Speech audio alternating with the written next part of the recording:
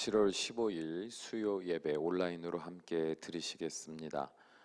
먼저 찬양하시겠습니다. 주 안에 우리 하나 마음을 다해 묵상하시며 또 기도하는 마음으로 찬양하시겠습니다.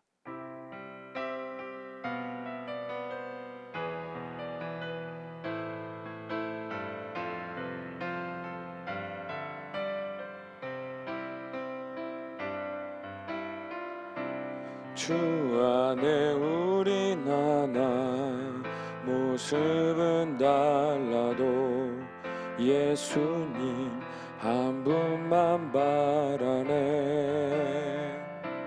사랑과 선행으로 서로를 격려해 따스함으로 보듬어가리.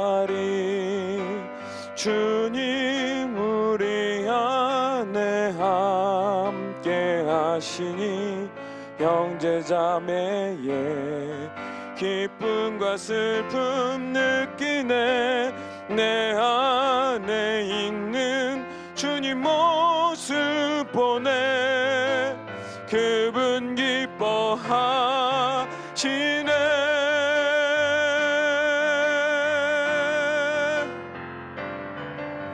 주님 우리를 통해 계획하시니 부족한 입술로 찬양하게 하시니.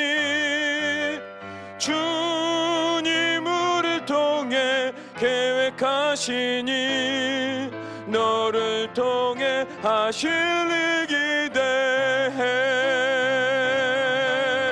주님 우리를 통해 계획하시니 부족한 입술로 찬양하게 하시니.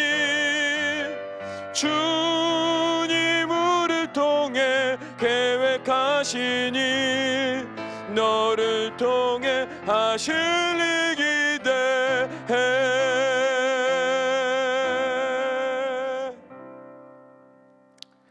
아멘. 기도하시겠습니다. 태초에 모든 세상을 창조하시고 그 태초부터 지금까지 주의 거룩하신 뜻대로 섭리대로 온 땅을 운행하시는 아버지 하나님, 하나님의 그 거룩하신 운행하심이 있음에도 불구하고 인간은 늘 불행과 고통을 경험합니다. 하나님이 선하시지 않기 때문이 아니라 우리 안에 죄악된 본능과 욕망이 하나님이 거룩하신 것을 파괴하고 죄로 물들게 하며 그로 인하여 우리는 고통에 빠질 수밖에 없다는 것을 깨닫게 됩니다. 그러므로 하나님은 이 땅에 교회를 세우시고 주의 자녀들을 그 안에 머물게 하시며 이제는 세상으로 나아가 빛과 소금이 되어 하나님의 거룩한 영광의 역사를 이뤄가는 주의 도구 삼으셨으며 주의 거룩한 천국 백성 삼으신 것을 믿음으로 우리가 이 시간 함께 고개 숙여 기도하며 주의 말씀을 청종하옵나니 주의 말씀이 하늘로부터 성령 하나님의 감동하심으로 우리 각 사람에게 주어질 때마다 우리의 정체성을 확인하게 하시고 우리의 관계성을 분명히 다시 한번 확신케 하는 복된 시간 되게 하여 주셔서 우리가 힘을 다하여 주의 사명을 감당하기 부족함이 없는 공동체가 되어갈 수 있도록 축복하여 주시옵소서. 오늘도 성령 하나님께서 각 처소에서 예배드리는 주님의 귀한 자녀들을 축복하시고 그들과 동행하사 하나님의 거룩하신 뜻이 그들의 영과 육의 생명의 양식 되게 하실 줄 믿사오며 우리 주 예수님의 이름으로 기도하옵나이다. 아멘. 말씀 보시겠습니다. 오늘 함께 보실 말씀은 고린도 후서 2장 5절에서 11절까지의 말씀입니다. 고린도 후서 2장 5절에서 11절까지 말씀, 우리 한 목소리로 함께 합독하겠습니다. 근심하게 한 자가 있었을지라도 나를 근심하게 한 것이 아니요 어느 정도 너희 모두를 근심하게 한 것이니 어느 정도라 함은 내가 너무 지나치게 말하지 아니하려 함이라. 이러한 사람은 많은 사람에게서 벌 받는 것이 마땅하도다. 그런즉 너희는 차라리 그를 용서하고 위로할 것이니 그가 너무 많은 근심에 잠길까 두려워하노라. 그러므로 너희를 권하노니 사랑을 그들에게 나타내라. 너희가 범사에 순종하는지 그 증거를 알고자 하여 내가 이것을 너희에게 썼노라. 너희가 무슨 일에든지 누구를 용서하면 나도 그리하고 내가 만일 용서한 일이 있으면 용서한 그것은 너희를 위하여 그리스도 앞에서 한 것이니 이는 우리로 사탄에게 속지 않게 하려 함이라. 우리는 그 계책을 알지 못하는 바가 아니로라. 아멘. 오늘 말씀의 제목은 교회와 나입니다. 우리는 지난주에 믿음의 주체성에 대해서 이야기를 나눠봤습니다. 기억하시죠? 곧 누군가의 도움 없이는 스스로 신앙생활을 이어갈 수 없는 자들의 삶이 아니라 믿음의 주체자로서 자발적으로 하나님께 나아갈 수 있는 성숙한 신앙인들이 되어야 함에 대해서 함께 말씀을 나눴습니다. 사도 바울은 이에 대하여 자신의 정체성, 그 역할에 대해서 분명한 이해를 가지고 있었습니다. 그는 고린도서 1장 24절에서 자신은 고린도 교인들의 믿음을 주관하는 자가 아니라 오직 너희 믿음을 돕는 자일 뿐이다 라고 이렇게 말했거든요. 자, 그렇다면 사도 바울이 스스로의 정체성을 돕는 자라고 정의를 했고요. 또 고린도 교인들에게 그가 바라던 것은 무엇입니까? 이미 하나님 믿음을 너에게 주셨으니 믿음의 주체성을 가지고 하나님께 나아가는 그리스도인이 되어야 한다라고 말했어요. 그래서 오늘은 말씀을 통해서 뭘 나누고자 하냐면, 그렇다면 누군가의 믿음을 돕는 자의 역할은 어디까지일까 하는 것입니다. 그리고 자신의 믿음을 돕는 자에 대하여 우리는 어떤 태도를 가지고 그 관계를 형성해 가야 할까? 이 부분에 대해서 조금 더 구체화된 말씀으로 오늘 나누려고 해요. 자기의 삶의 주체자와 그 주체자의 삶을 돕는 자의 관계를 일반적으로 생각하면 그렇게 어렵지 않습니다. 예를 들면 여러분이 헬스장을 다니는 고객입니다.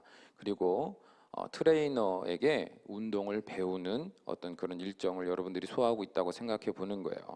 헬스장에 내 돈을 내고 다니는 고객은 트레이너에게 일정 금액을 지불하고 자신의 몸 상태에 따른 운동을 코칭받아 운동을 하며 건강한 몸을 만들게 됩니다. 그 목적을 위해서 이 관계가 형성된 거예요. 그러므로 트레이너의 역할은 운동과 관련된 업무 외에 그 고객의 삶에 전혀 관여할 권한이 없으며 그럴 이유도 없는 관계가 되는 겁니다. 둘이 시간을 맞추어 운동만 하면 되는 상호 계약 안에서의 제한된 관계를 유지하게 되는 거죠. 그 외에도 우리는 내 인생의 주체자로서 필요한 유익을 도울 수 있는 사람들과의 관계를 형성해 가면서 자기 주도적인 삶을 살아갑니다. 그리고 그 관계의 영소성이나 그 관계의 확장과 같은 결정은 각각의 개인이 결정권을 가지고 선택하며 살아가게 됩니다. 그렇다면 그리스도인은 주체자와 돕는 자의 관계성을 어떻게 이해해야 할까요? 과연 바울이 말한 돕는 자의 역할은 무엇이고 그 도움을 받아 살아가는 성도들의 주체적인 삶의 태도는 어떤 삶이 되어야 하냐 이 말입니다. 우리가 육적인 주체자와 돕는 자의 역할과 관계성과 그리고 우리가 영적으로 그리스도인으로서 믿음의 주체자와 또 돕는 자의 관계성은 전혀 다른 부분이 있단 말이죠. 그걸 우리가 이제 어떻게 이해되냐 이 말이에요. 오늘 말씀의 본문은 그가 이전에 전한 눈물의 편지를 보낸 직후의 상황과 연결된 말씀입니다. 사도 바울은 고린도전서를 보냈고 직접 방문했음에도 불구하고 고린도 교인들이 이를 받아들이지 않았고 그래서 에베소로 돌아갔었다고 말씀드렸죠. 그리고 바울은 이제 눈물의 편지를 다시 그들에게 보냈습니다. 지금은 남아있지는 않지만 눈물의 편지를 보냈을 때 비로소 성령님이 역사하여 주셨고 강팍했던 고린도 교인들은 진심으로 진리 안에서 깨닫고 회개하게 됐습니다.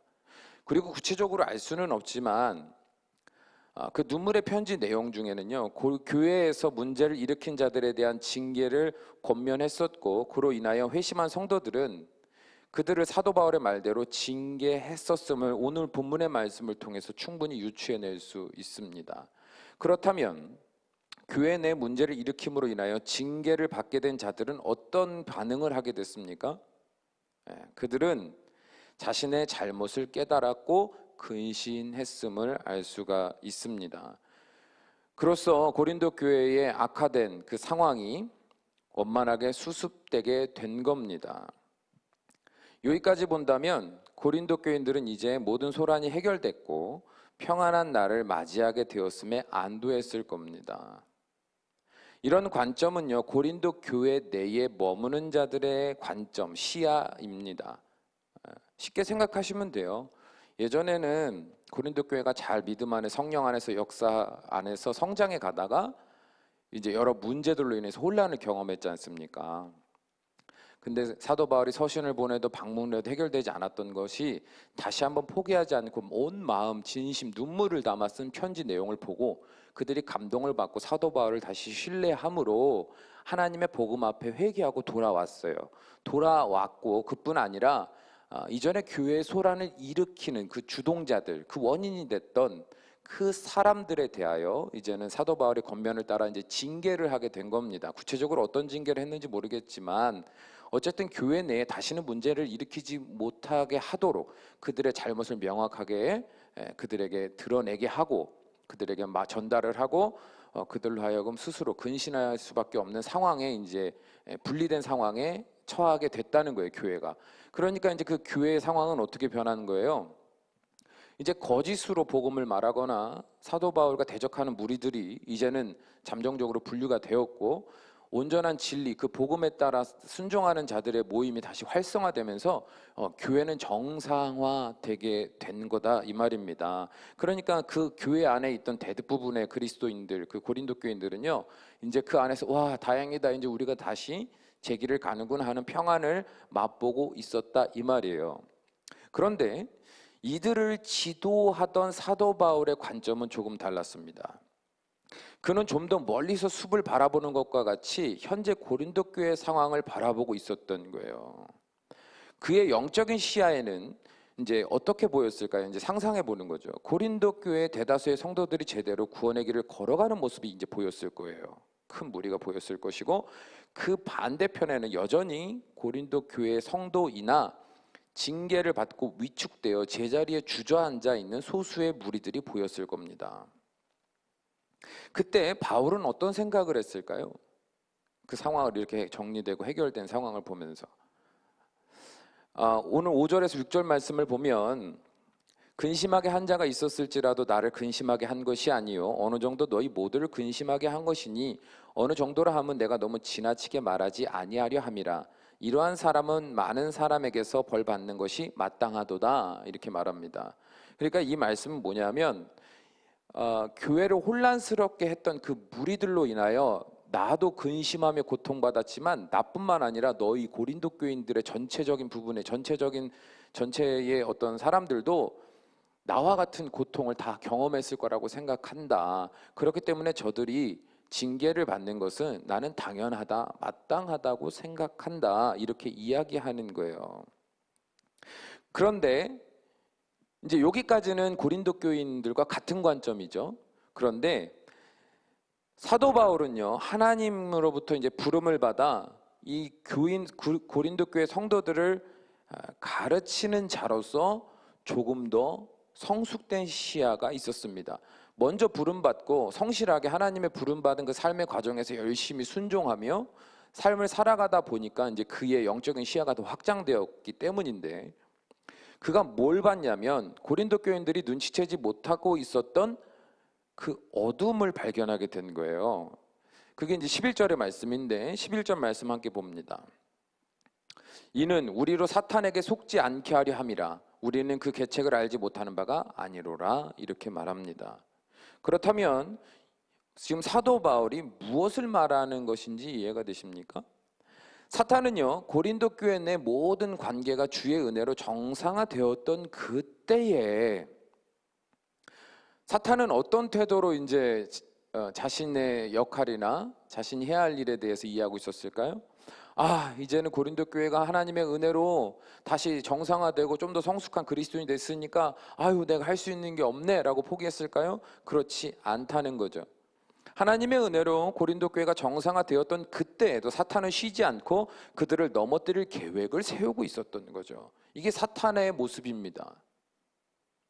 그래서 우리는 항상 깨어서 기도해야 돼요. 은혜가 클수록 우리는요, 그 이면에서 그 은혜의 큰 부분에 있어서의 약점, 특별히 뭐 교만함이라든지 안일함이라든지 여러 가지 우리의 약점들을 파고들어서 오히려 은혜로 말미암아 우리를 넘어뜨릴 수 있는 계획을 세울 수 있는 게 사탄이에요. 그러니까 우리는 늘 겸손할 수밖에 없고 하나님의 주권을 인정하며 엎드릴 수밖에 없어요. 이게 유일하게 이제 사탄의 올무에 걸리지 않는 방법인데, 어찌되었던 사도 바울은요, 이제 고린도 교회 내에서 사탄이 또 다른 계획을 세워가고 그 계획이 이제 어떤 식으로 흘러가게 될지를 이제 멀리서 더 깊은 관점으로 보게 되는데, 그것은 뭐냐면 앞으로 고린도 교회에 준비된, 그러니까 경험할 수밖에 없는 또 다른 분열을 사도 바울은 보고 있던 거죠.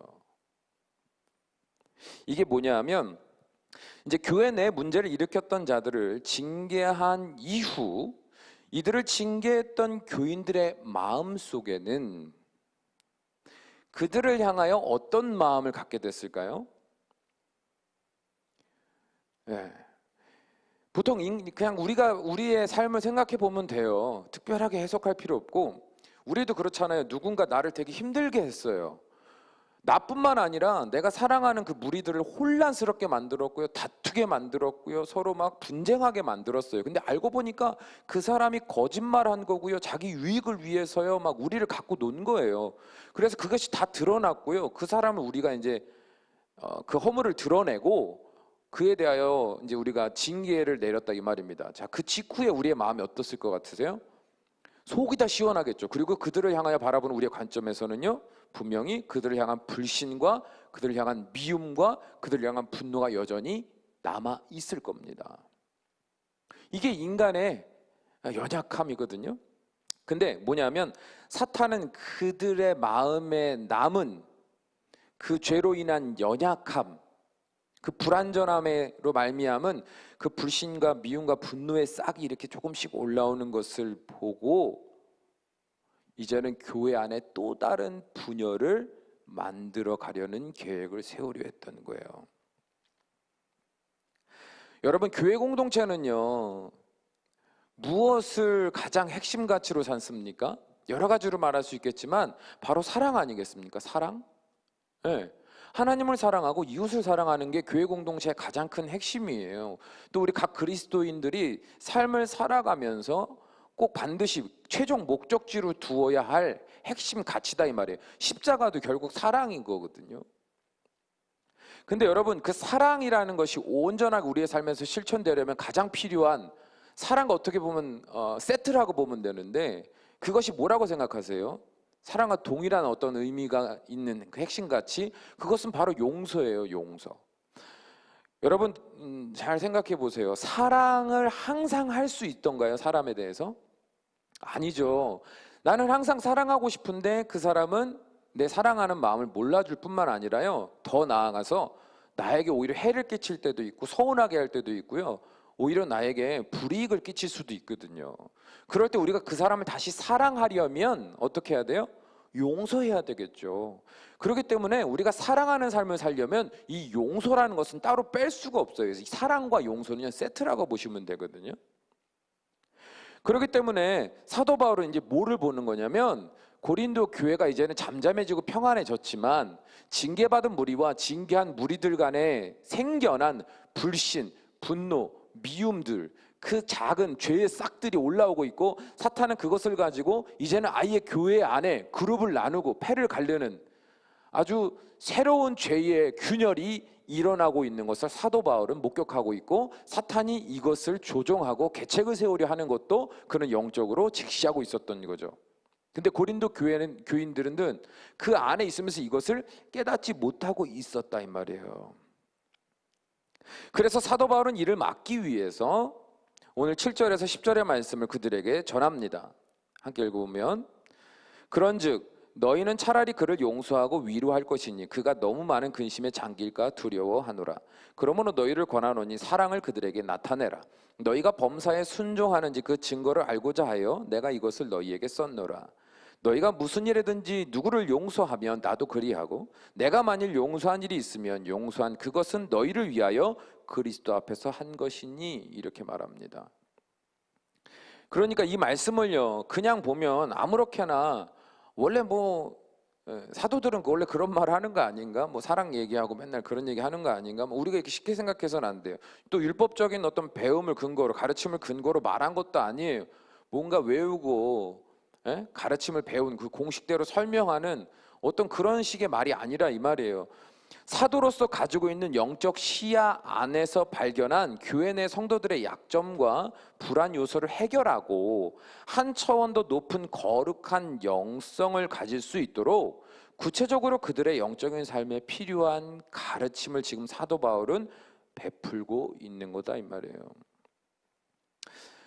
성경을 보면 하나님이 택하신 자들 중 특별히 이스라엘 백성과 그리스도인들을 돕는 자들은 공통적인 특징이 있는데 뭐냐면 바로 사도 바울이 오늘 우리에게 보여주고 있는 이런 영적인 시야, 그 관점이 좀 더 깊고 좀 더 넓다라는 것을 볼 수가 있어요. 사울 왕을 돕던 사무엘 선지자는요, 사울 왕이 보지 못하던 그의 약점과 불안 요소를 발견하고 그에게 바른 길을 조언해 줬습니다. 다윗이 음란한 죄를 범한 직후 그가 이 문제로 인하여 큰 불행에 처하게 될 것을 깨닫지 못한 채 막 질주할 때 나단 선지자는 하나님의 뜻을 받들어 그를 돕는 자로서 바른 길을 제시해 줬습니다. 그 외에도 하나님은 주의 백성들을 돕는 자들을 끊임없이 보내셔서 그들이 보지 못하는 영적인 사각지대를 깨닫게 하시고 구원의 길로 걸어갈 수 있도록 인도해 주셨던 것을 우리는 말씀을 통해서 볼 수 있지 않습니까? 우리는 여기서 이 말씀과 성경 안에 전체적으로 흐르는 그 관계성 안에서 우리가 아까 말씀 처음 시간에 우리가 의문을 가졌던 그 부분을 해소할 수 있는 거죠. 신앙의 주체자인 각각의 성도와 그들을 돕는 동역자와의 관계는요, 그러므로 이렇게 정의할 수 있을 겁니다. 우리 각 사람은 스스로 하나님의 은혜 안에서 더욱 그 깊은 사랑의 관계 안으로 들어가는 주체자인과 동시에 그럼에도 불구하고 부족한 자신을 돕는 영적인 공동체로부터 끊임없는 도움을 받아서 자신을 돌아보고 바른 길로 나아갈 수밖에 없는 그 관계다라고 말입니다. 많은 성도들은 스스로 충분히 신앙생활을 영위해갈 수 있다고 생각합니다. 더욱이 요즘과 같은 시절에는 교회를 자주 갈 수 없는 상황이다 보니까 더더욱 홀로 신앙생활을 할 수밖에 없다라는 전제하에 이런 이해가 확고해질 수도 있을 것입니다. 그러나 스스로 한번 자문해 보십시오. 스스로에게 질문해 보세요. 과연 나는 영적인 동역자들의 도움 없이도 충분히 안정적이며 발전적인 신앙생활을 하고 있는가?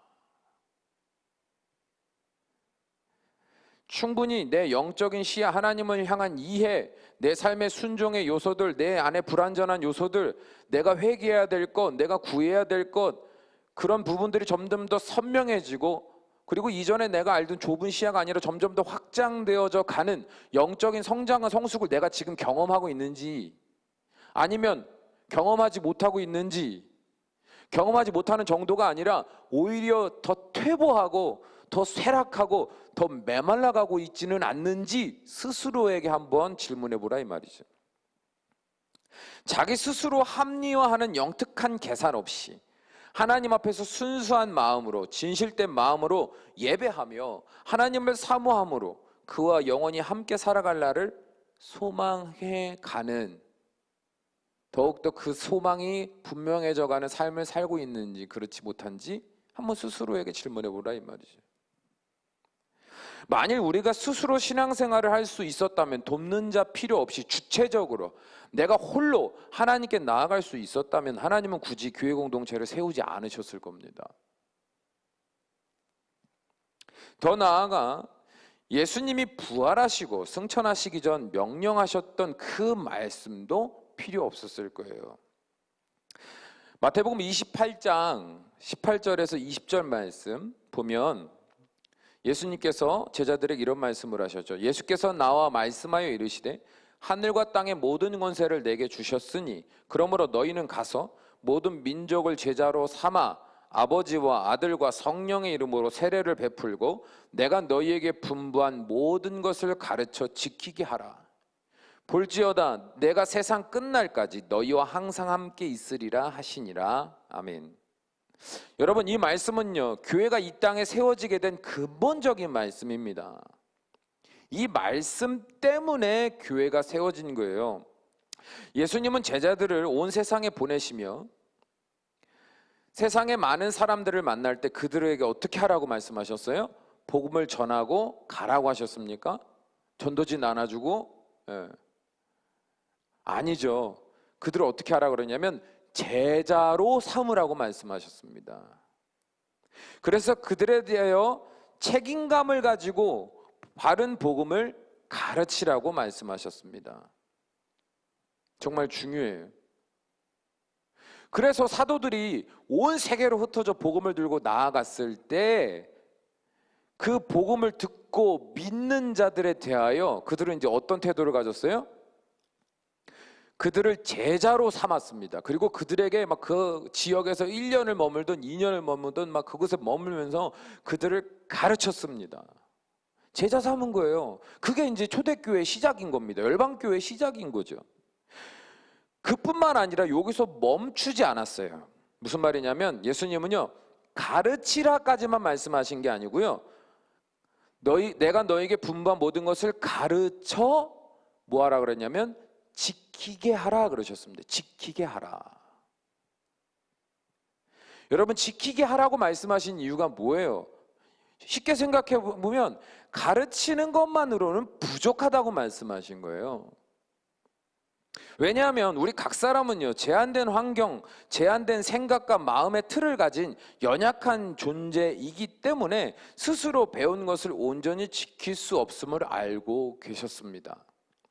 쉽게 말하면 그거예요. 여러분, 뭘 먹으면 건강에 좋고 뭘 먹으면 건강에 나쁜지 아세요? 모르세요? 아시잖아요. 네. 지금 내가 내 삶을 더 의미 있게 살려면, 성취하는 삶이 되려면 오늘 내 시간을 어떻게 써야 하는지, 내가 어떤 태도로 살아야 되는지 우리는 다 알잖아요. 네. 재정적으로도 내가 이 재정을 가지고 아껴서 내가 좀 더 밝은 미래에 투자를 하고 뭔가 좋은 결실을 맺기 위해서는 오늘 내가 얼마만큼을 써야 하고 얼마만큼을 아껴야 하는지 우리는 다 알고 있잖아요. 우리가 만약에 아는 대로, 배운 대로, 가르침 받은 대로 온전히 그냥 성취해낼 수 있는, 어떻게 보면 로봇과 같이 입력된 대로 그대로 살아낼 수 있는 인생들이었다면 이 땅에 불행이 있겠습니까? 고난이 없겠죠. 근데 인간이 고난을 경험하고 불행한 이유가 뭐예요?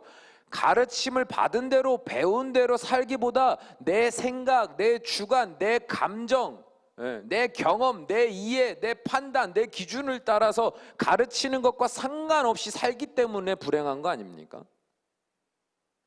죄의 본능대로, 내 욕구대로. 그래서요, 예수님은요, 제자들에게 이제 너희들이 앞으로 나아가 복음을 전하고 그들을 책임감 있게 제자로 삼아 가르치고 더 나아가 그들로 지키게 하는 역할까지 너희들이 감당해야 한다라고 말씀하신 것입니다. 그래서 사도들은요, 복음을 전하고 가르치되 끝까지 그들의 옆에서 그들을 지켜보며 그들로 하여금 성령께서 확증케 하신 그 말씀 안에서 날마다 자신을 돌아보고 바른 길로 걸어갈 수 있도록 지키게 하는 자, 다른 말로 하면 돕는 자가 되는 삶을 살았던 겁니다. 그러므로 이 관계성은요, 사도 바울이 스스로 돕는 자라고 말하는 것과 연관성이 있는 거예요.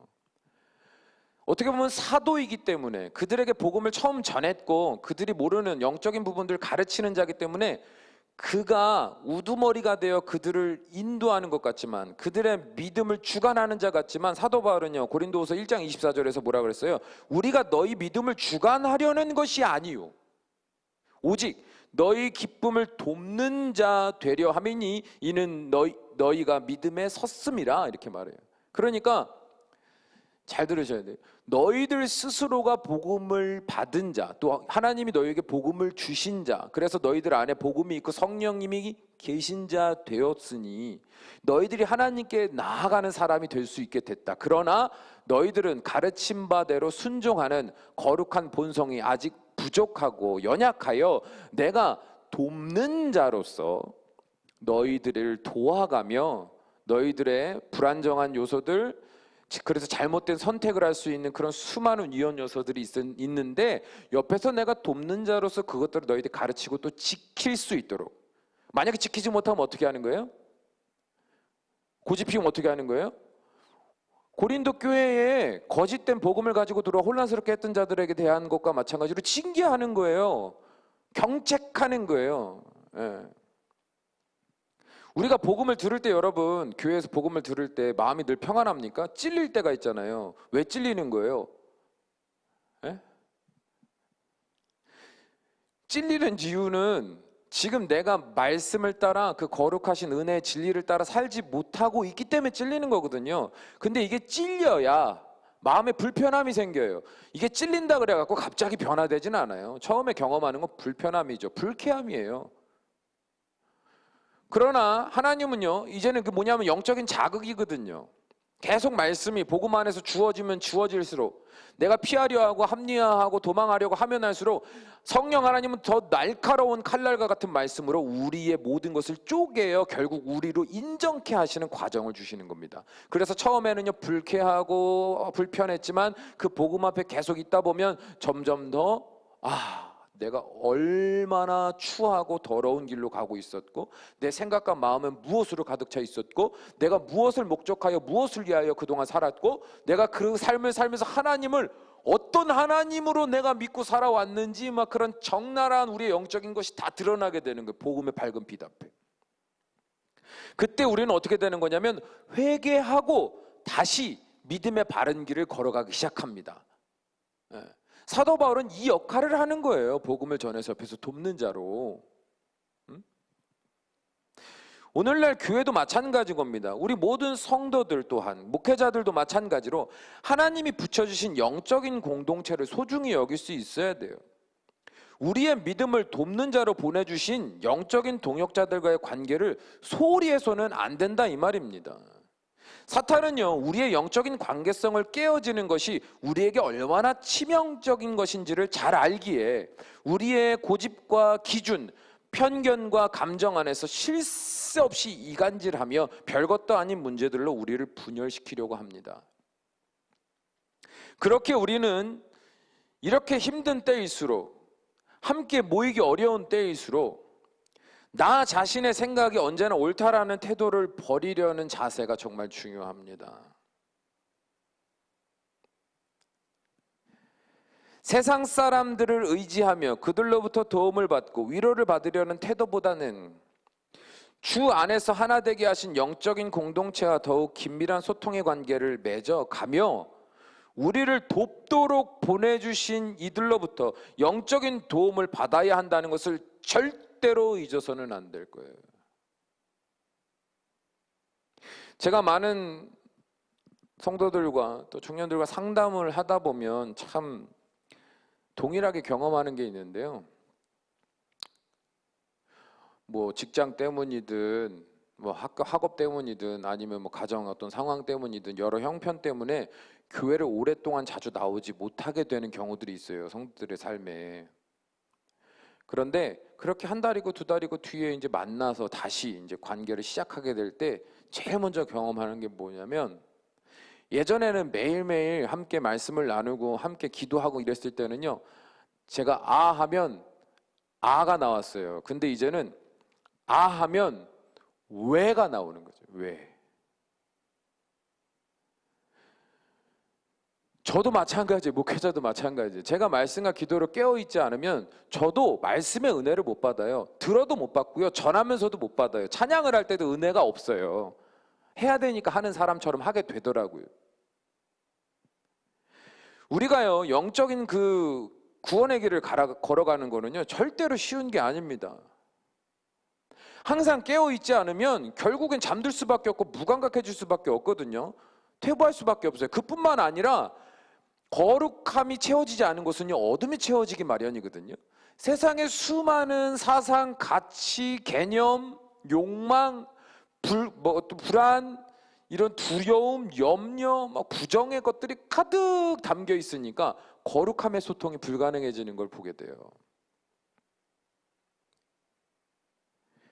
그때는요, 정말 다시 치열하게 기도하면서 나아갈 수밖에 없습니다. 때로는 영적으로 돕는 자의 삶을 사는 게요, 힘들 수도 있어요. 너 필요 없다. 아니 왜 너만 잘났냐? 나도 잘났는데, 나도 신앙생활 잘하는데, 나도 당신이 말하는 거 뭔지 잘 아는데, 나도 그 정도 수준 되고, 나도 그 이상의 영성을 가지고 있고 경험도 가지고 있는데 나한테 더 이상 그런 얘기 하지 마라. 나 그 정도로 신앙적으로 유치한 사람 아니다. 난 이미 그 이상을 넘어선 사람이다. 나는 그 이상에 대해서 다 알고 있다 라는 고집을 가진 사람 앞에서는요, 솔직히 벽 보고 얘기하는 것 같거든요. 근데 여러분 그거 아셔야 돼요. 저를 포함해 우리 모든 인간은요, 스스로를 그렇게 잘 알 수가 없어요.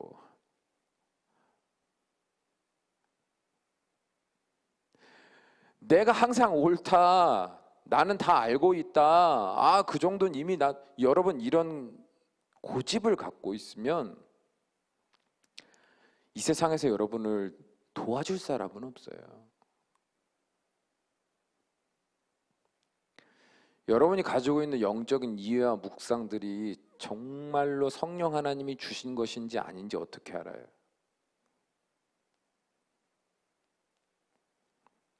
하나님이 여러분을 조명하시며 여러분이 못 보던 것을 밝히시며 여러분의 영적인 성숙을 이끌어 가심에 있어서 여러분 그게 자연스럽고 순탄하고 행복할 것 같으세요? 아니에요. 고통스럽고 수치스럽고 엄청난 마음의 부담을 가질 수밖에 없는 상황들이 계속 생기거든요. 여러분 그 상황을 여러분 정면으로 직면하며 나아갈 용기가 있으세요? 혼자? 그걸 누가 감독하는 것도 아니고, 그러면요 모른 척하면 그만이고 한 척하면 그만 아닙니까? 그래서 우리는요 교회 공동체가 필요한 거예요. 돕는 자가 필요한 거예요. 옆에서 때로는 누군가 따끔하게 질책해주고, 옆에서 누군가 바른 길을 말씀 가운데 영적인 뜨거운 중복 가운데 함께 제시하고, 그리고 가보라가 아니라 함께 그 길을 걸어갈 동역자가 우리에게 필요한 거다 이 말이죠. 그래서 하나님이 우리 공동체를 주신 거라고 여러분 생각하셔야 돼요. 믿으셔야 돼요. 사랑하는 여러분, 우리 각 사람은 스스로 하나님과 깊은 사랑의 관계를 소망할 수 있는 믿음에 장성한 사람이 되어가야 합니다. 누가 대신해서 내 믿음을 온전케 해주지 못하죠. 그리고 동시에 내가 보지 못하는 바를 꿰뚫어 보며 우리를 돕는 자로서 보내신 영적인 동역자들과의 관계를 소중히 여겨야 합니다. 그들의 말에 귀를 기울이고 진실된 청종의 마음을 가져야 합니다. 그리고 만일 다른 이들을 영적으로 돕는 자들로서 부름을 받은 자들이 있다면 언제나 말씀으로 깨어 자기 자신부터 순결해야 하며, 또한 하나님이 붙여주신 자들에 대하여 내 감정 따라 기분 따라 상황 따라 제자 삼았다가 제자 안 삼았다가 책임지다가 말다가 막 이게 아니라 끝까지 그들을 사랑하는 마음으로 맡겨주신 사명에 최선을 다해야 할 겁니다. 우리 모두가 그리스도 안에서 한 지체된 자들로서 서로 사랑하며 인격적으로 존중하며 진실됨으로 하나 되어 간다면 그 어떤 사탄의 계략도 우리는 물리칠 수 있습니다. 또한 그 어떤 고난이 우리 앞에 올지라도 그 고난 가운데 우리 안에서 일어나는 영적인 시너지는 훨씬 더 클 수밖에 없거든요. 고난이 있으면 있을수록 깨닫고 경험하고 그래서 성숙되어지는 그 차원이 다르거든요. 그래서요 아이러니하게도 고난이 오면 올수록 영적으로 믿음의 주체자요 또 영적인 돕는 자로서 끈끈한 관계가 맺어진 교회들은요 더욱더 단단한 관계를 형성해 갈 수 있고, 더욱더 많은 영혼들을 오히려 그 시기에 건져내고 살려내기에 부족함이 없는 주의 손에 붙들림 받은 도구가 될 수 있는 것입니다. 때를 따라서 돕는 자들을 보내시는 하나님의 선하신 뜻 앞에서 언제나 겸손하고 진실된 태도로 함께 살아갈 때 우리는 놀라운 주의 은혜 안에서 날마다 복된 인생들이 되어갈 줄로 믿습니다. 기도하시겠습니다. 사랑과 은혜가 충만하신 우리 아버지 하나님, 우리를 세상에서 홀로 하나님을 믿는 자 되지 않게 하시고 함께 믿는 자 되게 하시니 감사합니다. 믿음의 주체자로서 하나님께 나아갈 수 있는 인격적인 우리의 주도성을 허락하여 주신 것도 감사하고, 또한 부족한 우리를 돕는 자들로 때를 따라 주님의 귀한 일꾼들을 우리 곁에 붙여주시는 것도 너무나 감사합니다. 바라옵나니 주님께서 우리에게 베풀어 주신 이 놀라운 은혜들을 소홀히 여기며 그 누구도 말하지 않았던 고난의 길을 홀로 걸어가는 자 되지 않도록 우리를 지혜롭게 하여 주시옵소서.